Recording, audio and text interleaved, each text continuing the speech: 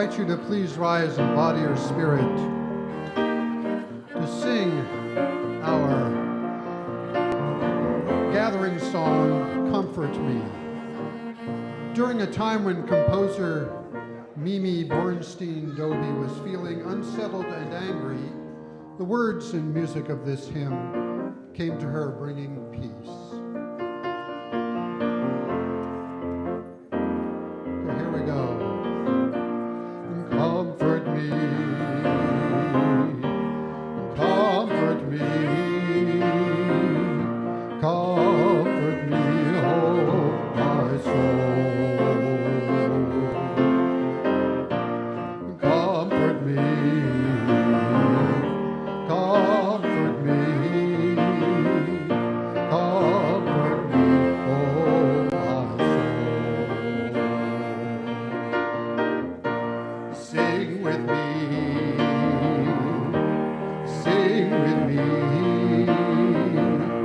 sing with me, oh my soul. Sing with me, sing with me, sing with me, oh my soul. Speak for me, speak for me, speak for me, oh my soul. Speak for me, speak for me, speak for me, oh my soul. Dance with me, dance with me, dance with me, oh my soul. Dance with me, dance with me, dance with me, oh my soul. Comfort me, comfort me, comfort me, oh my soul. Comfort me, comfort me, comfort me, oh my soul.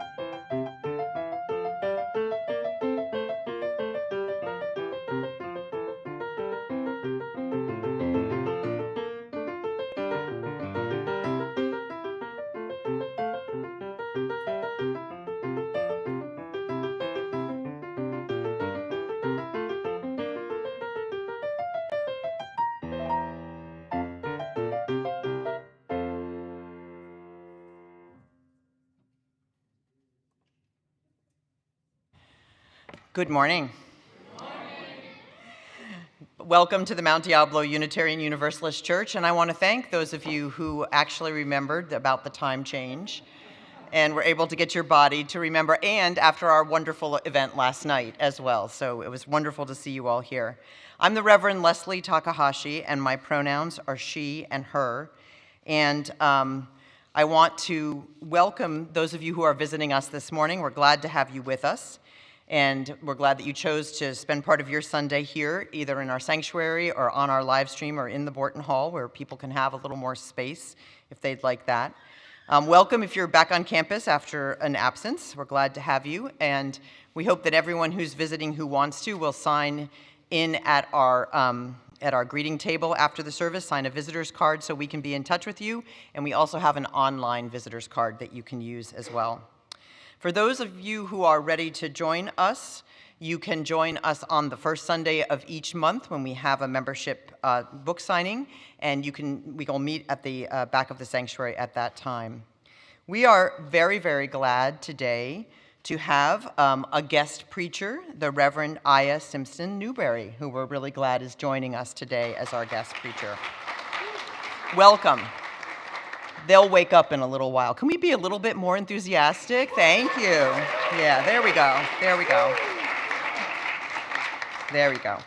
So for those of you in need of a listening ear, we have a pastoral listener on campus, or you can see me or Travis after the service. And today is our Justice Sunday. Come and learn about a new documentary featuring our former member and leader, Betty Reed Soskin. They will be gathering in the Borton Hall for that shortly after the service today. And next weekend, we have two events that I wanted to call your attention to on Saturday, both on Saturday. In the morning, we will have at 10 a.m. our Kindness to Ourselves and Others with Cognitive Loss gathering with our panel. And we hope that you will join us for that. You can register for that event or see Travis if you're having any issues with that. And in the afternoon, a group of us are going to convoy over to our sister congregation in San Francisco, where we will be able to hear from the Reverend Cheryl M. Walker, who is the chair of the Article II Study Commission. And we'll get to have that conversation and be in community with other Unitarian Universalists. So you can see me if you're interested in attending that after the service. Welcome to this beloved community.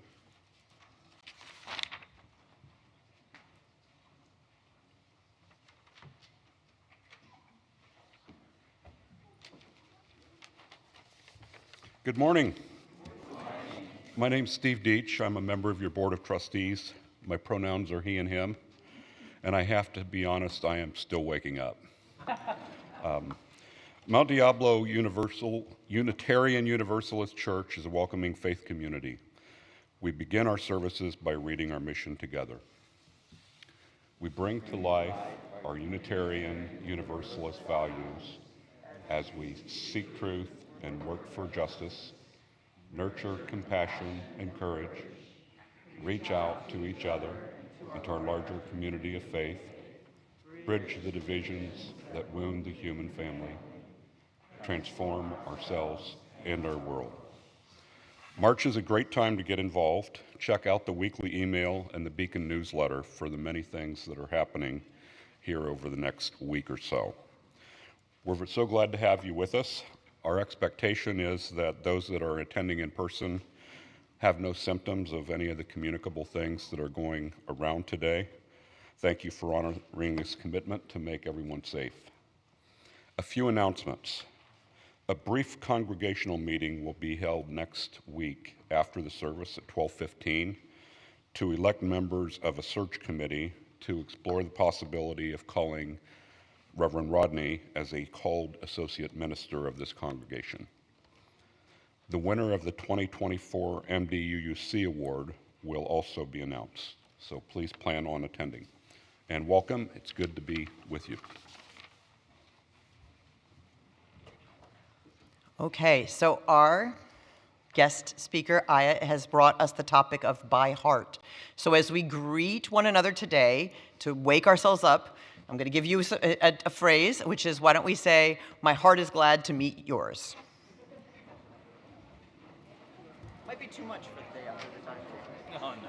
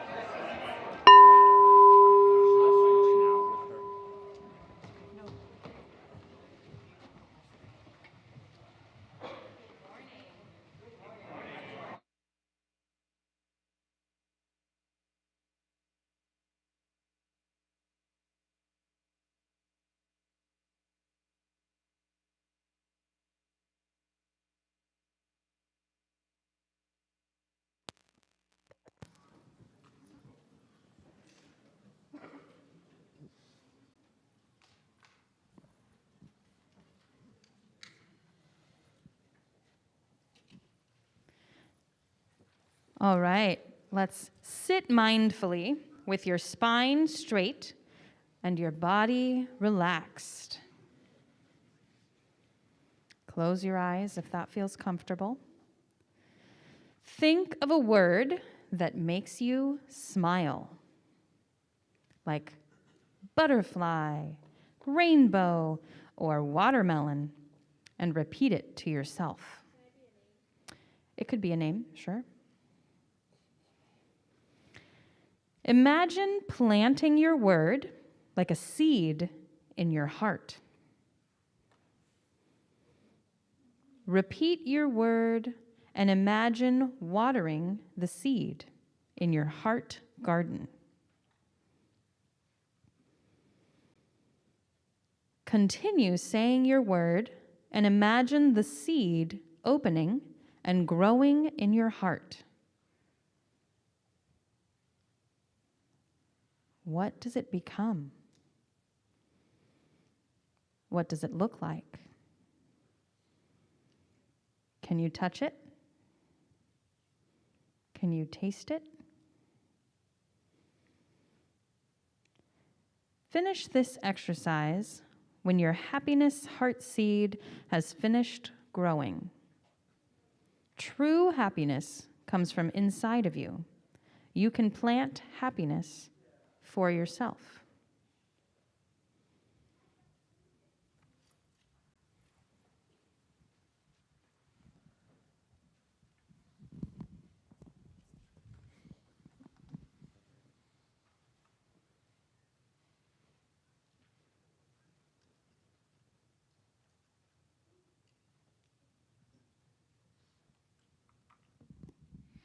Today I'm lighting the chalice with these words from writer and queer activist James Baldwin. An identity would seem to be arrived at by the way in which the person faces and uses their experience.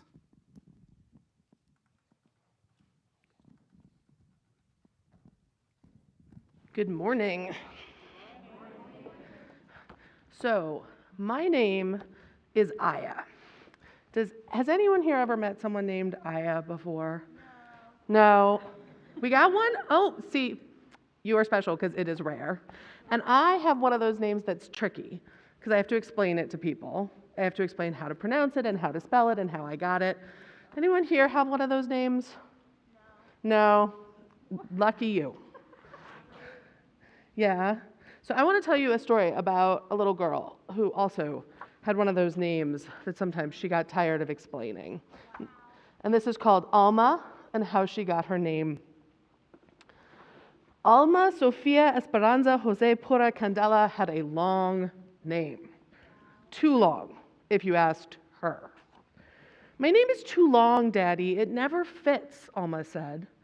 Come here, he said. Let me tell you the story of your name. Then you decide if it fits.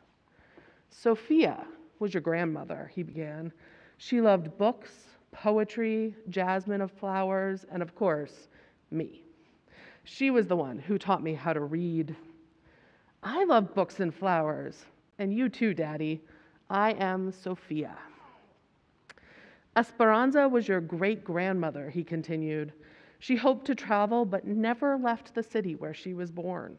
Her only son grew up to cross the 7 seas wherever her sailor son went. So did Esperanza's heart. The world is so big. I want to go see it, Daddy. You and me together.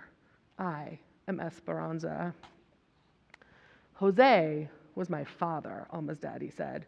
He was an artist with a big family, like many people back then. Early each morning, he walked to the mountains and the plazas to paint everyday life. Sometimes I went along. Your grandfather taught me to see and love our people. I wake up early every day and I draw a lot too. This morning I drew a kitty cat for you, Daddy. I am Jose. Pura was your great aunt. She believed that the spirits of our ancestors are always with us, watching over us. When you were born, she tied a red string around your wrist, a charm to keep you safe. Hello, Pura. I am Alma. Candela was your other grandmother. She always stood up for what was right. I am Candela. I love the story of my name. Now tell me about Alma, Daddy. Where does that come from? I picked the name Alma just for you. You're the first and only Alma. You will make your own story. Alma Sofia Esperanza Jose Pura Candela.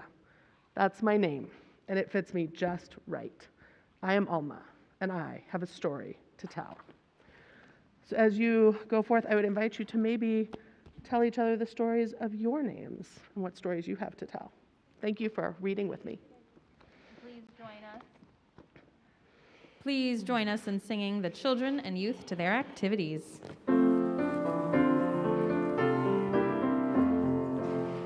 As you go, may joy surround you. As you go in peace. Know our love is with you always. As you go, as you go.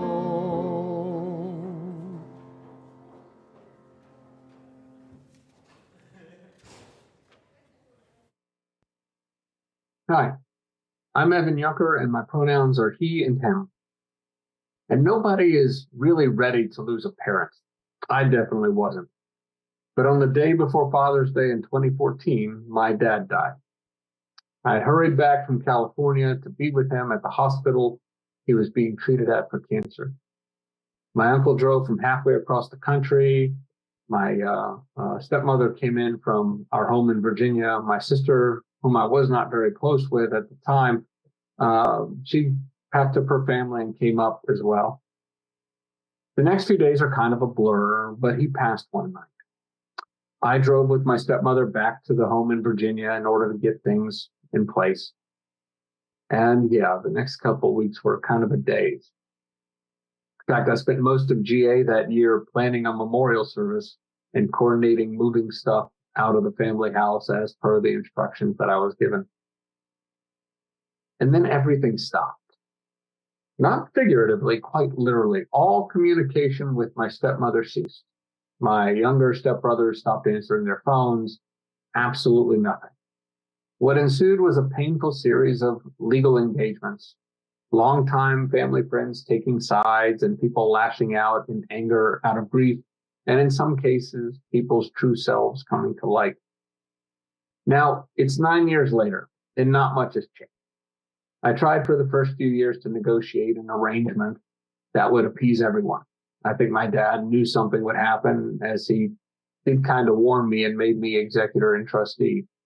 Still, when word came from the attorney that once the matters were settled, there was to be no communication, it was kind of a blow, as without reconciliation, there was really no need for negotiation.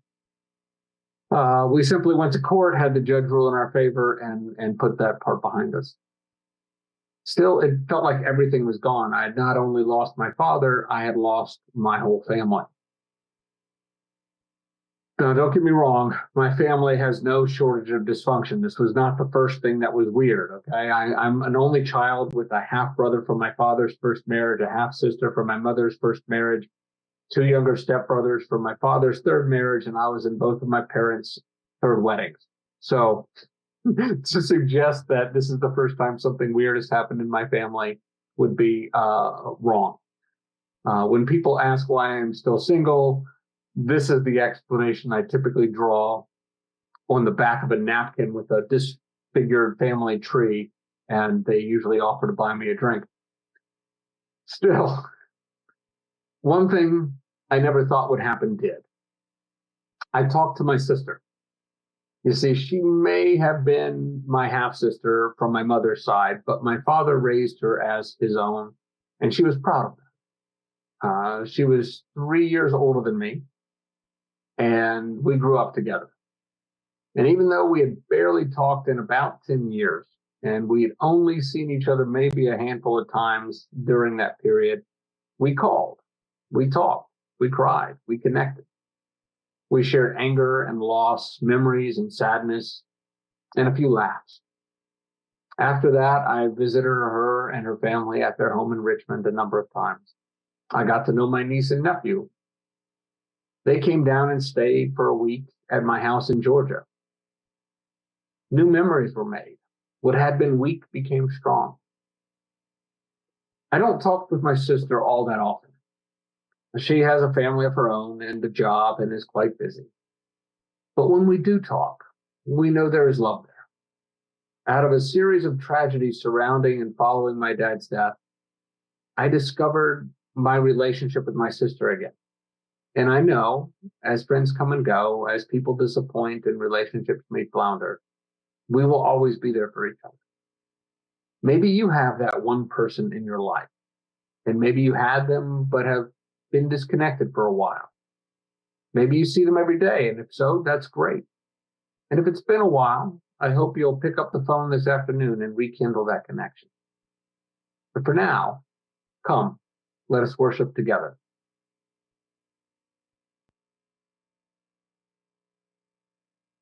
We invite you to please rise in body or spirit to sing our congregational song, Voice Still and Small. Words and music of this were written by John Corrado, a retired UU minister who served congregations in numerous states.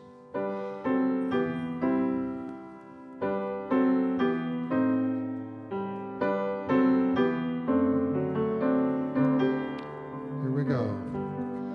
Voice still and small, deep inside all, I hear you call, singing. In dark and rain, sorrow and pain, still you remain, singing, calming my fears, quenching my tears, through all the years, singing.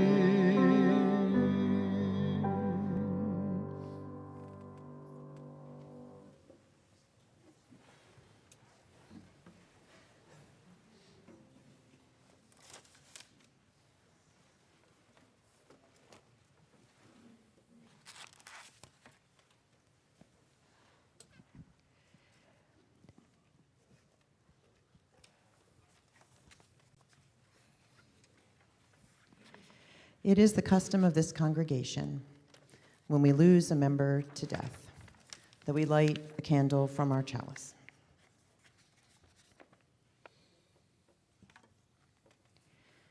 And today, with sorrow, I announce the death of Ronald Phelan, who we knew as Bill, who was a member of this congregation who joined with his wife Mary in 1990. He was very involved in the life, especially the social life of this congregation, helping put on many parties and events. And in his later years, he was also very active as part of our grief group, and then after that, as the one of the really contributing members of our Elder Journey Circle.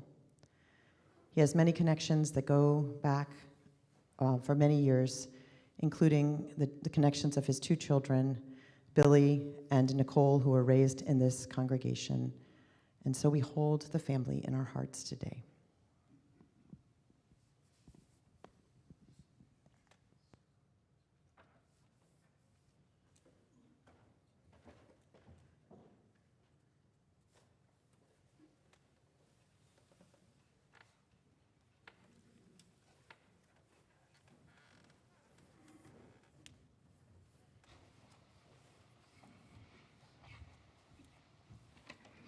This is the time we take into the loving heart of this congregation those joys and sorrows that are too great to hold alone. And I'm asking Reverend Rodney to light a candle for our member Kristen Visbal, who is watching us on the live stream today and who writes, "Feeling joy and gratitude for getting 6 months off of nicotine, 2/29/24. Congratulations, Kristen."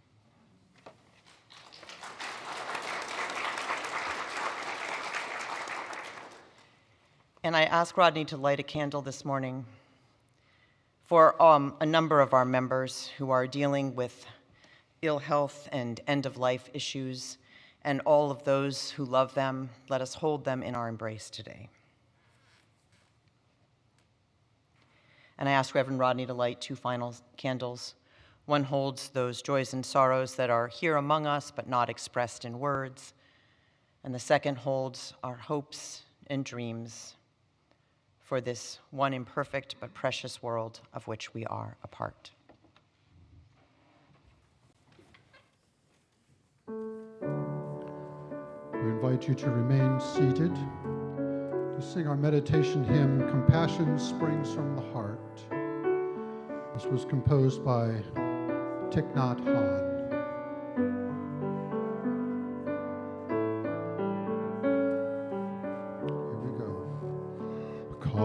Compassion springs from the heart as pure, refreshing water, healing the wounds of life, turning poison into flowers.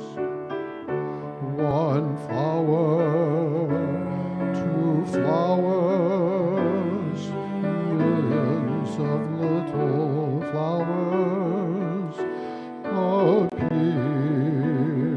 in the fields, and weapons turn to dust. From the highest peak of the mountains, the blessed water comes streaming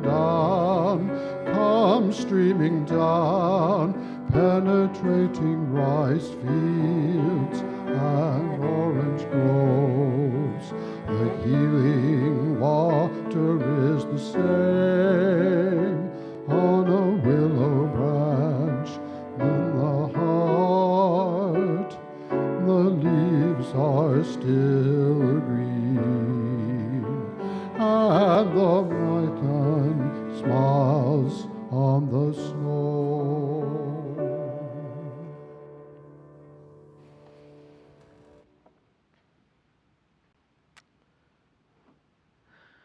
There's an old Universalist prayer that the Reverend Dr. Rebecca Parker shared with all of us that goes something like this. There is a love holding me. There is a love holding me. There is a love holding me. There is a love holding all I love. There is a love holding all I love. There is a love holding all I love. There is a love holding all. There is a love holding all. There is a love holding all. I rest in this love. I rest in this love. I rest in this love. If you came into this beautiful, worshipful space this morning with a heart that knows you are surrounded by love, I would invite you to weave that love into this place even stronger. But if you came on this morning not quite sure if you really believe that you can rest, I would invite you to take a chance, to lean into the love so present in this space, to know that it is there if only you believe. May it be so. Amen.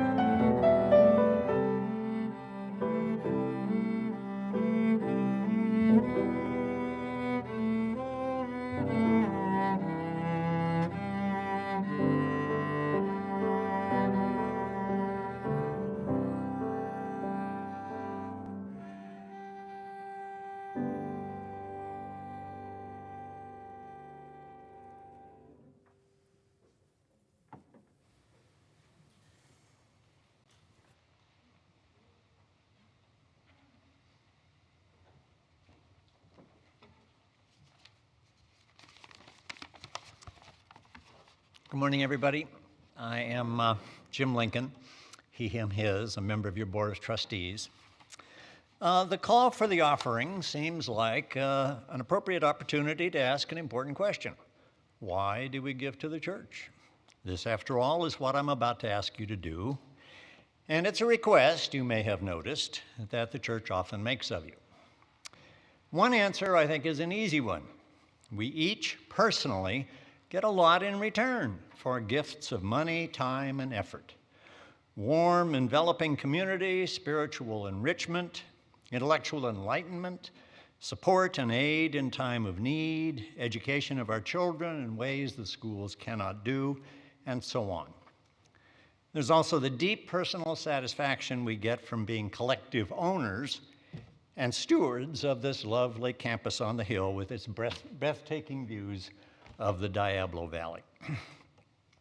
But there are many things that the church does and stands for that don't benefit me directly, but I nonetheless treasure and wish to support. I believe that MDUUC and UUism more broadly are contributors to good in our community and in the world.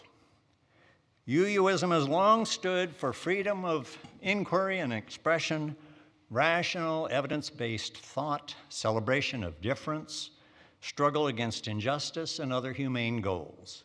To my way of thinking, these are all important social goals, goods. When I give to the church, I feel I am helping to sustain what through the centuries has been a force for good in our society and in the world. But here I think we face a troubling conundrum, which is a word academics like myself like to use. There are many organizations and programs in our country and in the world that are dedicated to doing good and advancing agendas that our UU values say we should support. So why support the church instead of them? Many of us, in fact, do both within our means. But our means are limited, such that $1 donated to one good cause tends to mean $1 less given to another. There's no easy solution here, but my own view is this.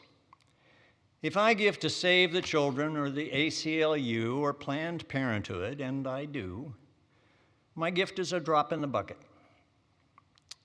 When I give to MDUUC and UUA agencies like the Unitarian Universalist Service Committee, the difference I make in the financing of their programs is a much larger one. I know there are many worthwhile small and local charities and justice initiatives that badly need my, my money. But in fact, I'm able to support quite a few of these through my gifts of time and money to the church. MDUUC is actually a central access point to many of the local and regional programs that our UU values say we should support. My participation in MDUUC is both meaningful and fulfilling to me as a person, and in its values, teachings, and actions, it helps to make this troubled world a better place. So I feel the money I give to it is very well spent. As you all know, there are multiple ways to give. There's the traditional one of dropping a check or some bills in the basket as the ushers pass them around, or you can whip out your phone, navigate to mduc.org, click the Give Now and then Donate Now buttons, and follow the instructions for how to use a credit card or debit card or direct bank transfer in order to make your gift. Will the ushers please come forward?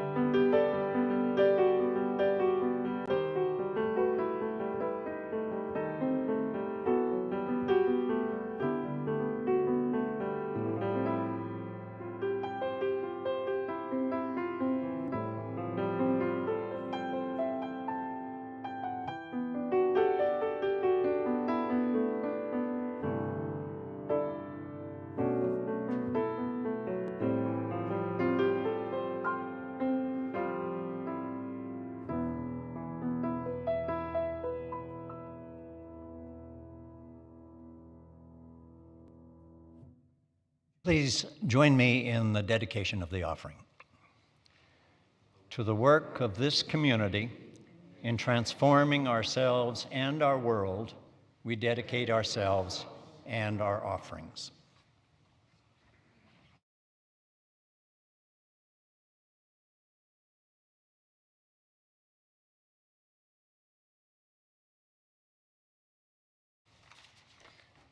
Hello all.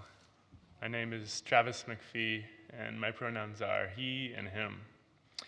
And I'll be reading a poem by Clint Smith from Counting Descent called Meteor Shower.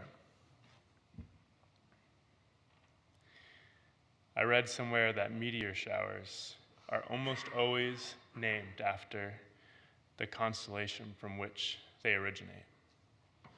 It's funny, I think, how even the universe is telling us that we never get too far from the place that created us.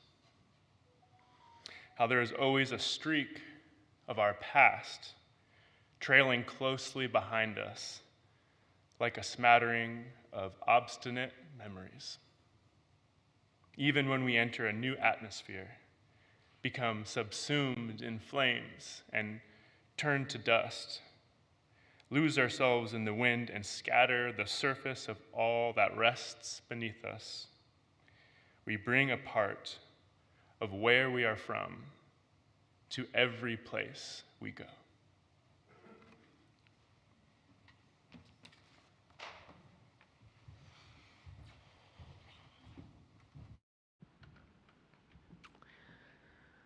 There is a story that I have told over and over and over again. It goes something like this. Once upon a time, when I was a tiny little Unitarian Universalist, my parents sent me to visit relatives in the wild Catholic land of Louisiana. And there I had my very first slumber party. And the little friends who I was joining with for the first time played with me and sang with me, and we had dinner, and then we went to bed, and they all dropped to their knees and said this very confusing thing. Now I lay me down to sleep. I pray the Lord my soul to keep. If I should die, that was startling, before I wake, I pray the Lord my soul to take. And I had some questions. Because you see, I was raised Unitarian Universalist in Berkeley, California. No one I knew prayed before bed. My friends thought we were weird because we went to church, like any church. And here I was with this little group who clearly this meant something important to them. And it was something I didn't have. So like any small child confronted with something I didn't have, I wanted one. And I went to my relatives who are all very good Catholics, and I said, I think I'm supposed to pray before bed. But that prayer, not so much. So what do I say? And my Catholic relatives realized they were deeply in over their head, called my mother, who realized she was deeply in over her head, and called the minister. And the minister at the time said, we don't have a standard prayer for children before bed, but I'm sure I can come up with something. And so she turned to our hymnal, and she picked the hymn that I think was the one she thought I would know the best, which was Spirit of Life. And she adapted it for me to say before bed. And so, for the last 38 years, at some point or another, every day, I have said this. Spirit of Life, come to me. Sing in my heart the blessings of love. Give me roots. Hold me close. Give me wings. Set me free. Spirit of Life, be with me. My parents said it with me for years. I whispered it to myself in the moments where life felt the hardest. And now I whisper it to my son before he goes to sleep. So clearly, it worked. I love this story. I love what it says about our faith, the hard things and the beautiful things. A faith that sometimes feels lacking in ritual and tradition, where sometimes we feel like we're missing something that other people have. But also a faith where people take their own ritual seriously, where we understand that we get to pick up that which nurtures our spirit, and where a minister takes seriously the theological needs of everyone in their congregation, including the little ones. I've told this story in sermons, at churches, now y'all have heard it as well, in newsletters, and when I talk to parents about the importance of nurturing their children's spiritual lives. I've told this story over and over again. Much like the prayer, it is written on my heart. The only problem is it's not true. I thought it was true. It's not like I've been running around telling lies for fun. I thought this was the origin story of the prayer that means the most to me. And so I shared it a couple of weeks ago at my home congregation in Berkeley, which I think if you peer across the hills, you might squint and be able to see. I told this story to a group of people that included my mother, the one who called the minister. And after the time was over, in the car on the way home, she said, "You know, honey, this is a lovely story, and you can keep telling it if you want to, but you know it's not true, right?" I was like, "Excuse me? You couldn't have mentioned that sometime in the last 38 years? It's not true?" She said, "I mean, most of it is true. You did go to a friend's house, and they did say their prayers, and you were confused, and your relatives were over their heads, and they did call me, and I did call the minister. But what the minister said was, oh." It wasn't our minister who sat down with the hymnal. It was my mom. And it wasn't because it was the hymn she thought I would know the best. It was because it was the one she knew the best. My mom sat down and thought, what words will my daughter say? My mom created a theology for me. My mom is the one who built my prayer life, not my minister. And as my mother told me this, she kept saying, it's okay if you want to keep telling the story the way you've always told the story. And I think that's partially because she loves me and she wants me to be happy and do what I need to do. But there was a self-effacing quality to her telling me I could tell the story how I wanted to. And none of you have met my mother, but self-effacing, not the words that come springing to mind. But it's like she felt like she was trespassing somehow. Maybe trespassing on the role of the minister to be the one who creates the ritual, but also trespassing on my story. Like her pesky reality was interfering with my narrative. And I think about this a lot when I think about the stories we choose to tell ourselves, the ones that mean the most to us, the ones that help us understand who we are and what matters to us. I used to work with teenagers, and one of the beautiful things was watching them learn to tell stories about themselves, watching them learn to identify as an arty kid or a theater kid or a brain. And there was such beauty in their self-expression and self-claiming. And it also always made me a little sad, because the stories they were starting to tell sort of had to shave off some inconvenient edges. The little pieces that didn't fit the story quite perfectly. The arty kid who was secretly really good at math But that wasn't part of the story she and her friends told. The kid who was so proud of being an outsider, but okay, so I'm gonna show my age for a minute, but secretly like in sync. Anyone know what I'm talking about? I say, as an arty kid who was listening to Britney Spears on the way here this morning. We tell stories and we sort of shave the edges off if they don't conveniently fit our narrative about ourselves, who we are, and what matters to us. And I was thinking about this when my issue of Braver, Wiser came into my inbox a couple weeks ago. Who here is signed up for Braver, Wiser? Anyone? Okay. If you're not, this is the UUA's newsletter. Once a week, you get a story of courage and compassion. It is the only online newsletter I have never been tempted to unsubscribe from. And this one came from the Reverend Connie Simon, and it was called "We Were Always Here." And in it, she talks about teaching UU history classes and having someone come to her to tell her that they had recently discovered that Unitarian Universalism was invented by the Reverend James Reeb after he went down to Selma. I'm going to let you count the number of problems with that origin story.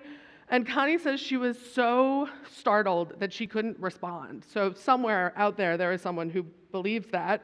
And if you ever talk to them, feel free to engage in deeper conversation. But Connie was saying that people will believe the wildest things, but one thing they won't believe or have a hard time believing when she tells them about it is that one of the people who first espoused the doctrine of Unitarianism was a man named Arius, who lived in the 4th century and was from North Africa. And so one of the first people who talked about Unitarianism was a black man from Northern Africa. And that is not how we imagine who we are and what we believe. Because we all know that Unitarian Universalism was invented by some white men in Concord, right? Okay, that is not true, but some white men somewhere, right? That's the story we tell. It's the story we understand, and the reality interrupts the story. And Connie was saying people have a really hard time believing this story that interrupts how we believe we came to be. When we are confronted with a story that disagrees with our own narrative, we have a choice. We can cling tighter to what we have always believed, and it's tempting. Some things feel scary to let go of. Or we can tell a new story. A teenager who loves math and drama is a good story. A faith that had multiple voices and multiple people in its founding and throughout its history is a good story. A prayer that was written by a parent, by someone who said, I have the right to create ritual and theology for my child, that is a better story than the one that I have always told. It speaks to our belief that every single one of us is a theologian and a meaning maker. It speaks to our belief that we are responsible for the spiritual lives of our children, all of us. It speaks to a belief that anyone has access to the holy.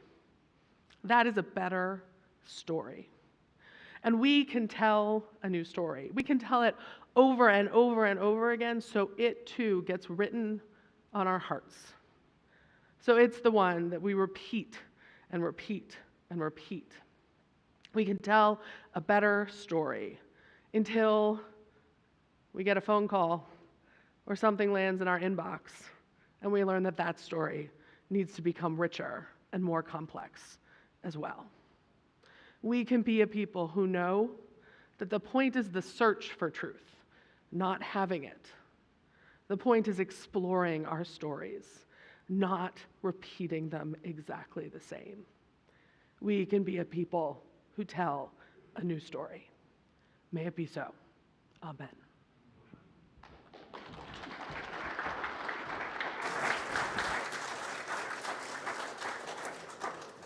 We invite invite you to please rise to sing our closing song, This Little Light of Mine. This children's gospel hymn was written in 1920 by African-American composer Harry Dixon Lowes. In the civil rights era, it reminded people that each individual light could be the one that begins to break the darkness of injustice. Okay, here we go.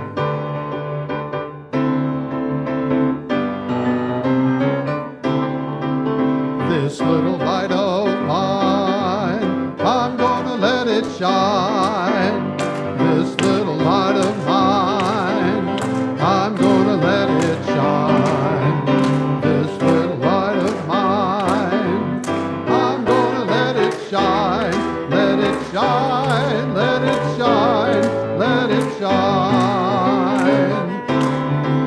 Everywhere I go, I'm gonna let it shine. Everywhere I go, I'm gonna let it shine. Everywhere I go, I'm gonna let it shine. Let it shine, let it shine, let it shine. Building up a world, I'm gonna let it shine. Building up a world, I'm gonna let it shine. Building up a world, I'm gonna let it shine. Let it shine, let it shine, let it shine. This little light of mine, I'm gonna let it shine. This little light of mine, I'm gonna let it shine. This little light of mine, I'm gonna let it shine. Let it shine, let it shine, let it shine.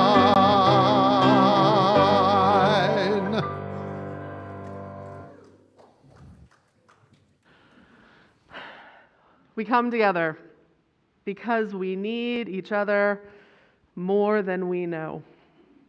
We need each other when we would tell a new story. We need each other when we would be brave enough to hear that our stories are not quite correct. We need each other as we reimagine ourselves, as we remember ourselves, as we reinvent ourselves as the people we always were. All of our lives, we need each other. So, go in peace. Tell your story. Hear other people's. Come back and tell us again. Go in peace. Come back in love. Amen.